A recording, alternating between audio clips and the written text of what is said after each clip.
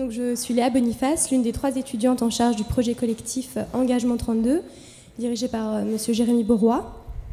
Projet qui nous amène à nous interroger sur la mise en œuvre et l'effectivité de l'engagement 32, pris par le président François Hollande lors de la campagne électorale, qui a pour objectif à prendre en compte le handicap dans chaque nouveau projet de loi concerné. Il faut une volonté politique forte quand on développe un texte comme celui-là, qui est un texte de portée sociétale, pour aller du début jusqu'à la fin de la démarche. S'il y a une circulaire du Premier ministre déclinant la mise en œuvre, les modalités de suivi de cet engagement 32, c'est bien pour dire qu'aujourd'hui, le handicap est une priorité du gouvernement. Il y a un espace de débat qui s'est ouvert entre les ministères et les associations représentatives. Qu'est-ce que ça veut dire concrètement que de passer du cap à la force de loi? Des projets de loi, à mon avis, où là, on attend particulièrement l'application de cette circulaire, et en tout cas de ces fiches.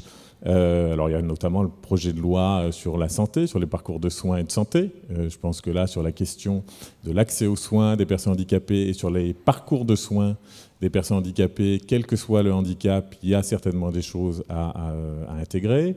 Il y a le projet de loi sur le logement, où je pense que là aussi, il y a un certain nombre de choses à intégrer. Il y a le projet de loi sur la famille, dont on parle beaucoup en ce moment, sur un aspect, mais sur la famille et handicap, il y a certainement aussi des choses à intégrer.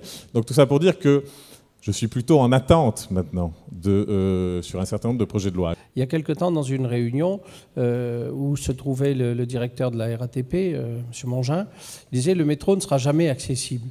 Je lui ai dit, le métro ne sera peut-être jamais accessible totalement pour les personnes en fauteuil parce qu'il y a des escaliers ou des endroits où on ne pourra pas mettre des ascenseurs, mais le métro peut être à moindre frais et relativement facilement accessible aux déficients visuels. Il suffit de mettre des bandes sur les escaliers pour les personnes malvoyantes pour repérer les escaliers, il suffit de mettre des indications sonores. Alors je ne dis pas que ça coûte rien, mais c'est tout à fait réalisable. Merci déjà à Sciences Po de nous inviter à ce colloque, parce que franchement, je trouve que c'est vraiment, c'est pas l'engagement 32, mais ça nous permet effectivement d'ancrer le sujet de la citoyenneté des personnes handicapées là où, et avec les personnes qui prendront des décisions plus tard. Donc c'est quelque chose qui me paraît très important. Donc je voulais remercier Sciences Po pour ça. C'est à ma connaissance la seule grande école qui aujourd'hui a mis en place dans le cadre de la formation continue un diplôme traitant spécifiquement de ces questions. C'est un témoignage d'une étudiante, Diane Laure, étudiante à Sciences Po,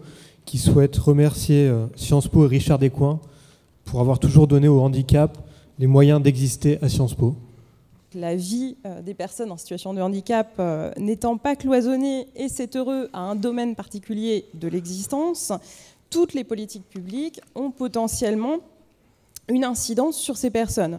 Donc, qu'on le veuille ou non, les politiques en matière de logement, d'éducation, d'action sociale, d'urbanisme, d'emploi, etc.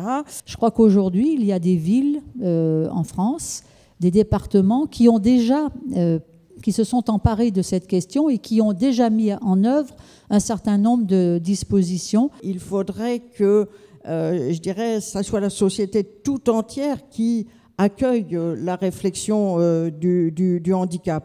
Et pas seulement que l'on continue à réfléchir entre soi, parce qu'assez rapidement, on a des limites. Si la loi du 11 février 2005, que vous savez, consacrée à l'égalité des droits et des chances, la participation et la citoyenneté des personnes handicapées, si cette loi donc impose aux établissements d'enseignement supérieur d'assurer l'accueil des étudiants handicapés, nous souhaitons pour notre part aller au-delà des obligations légales et faire de cette école un établissement de référence en la matière.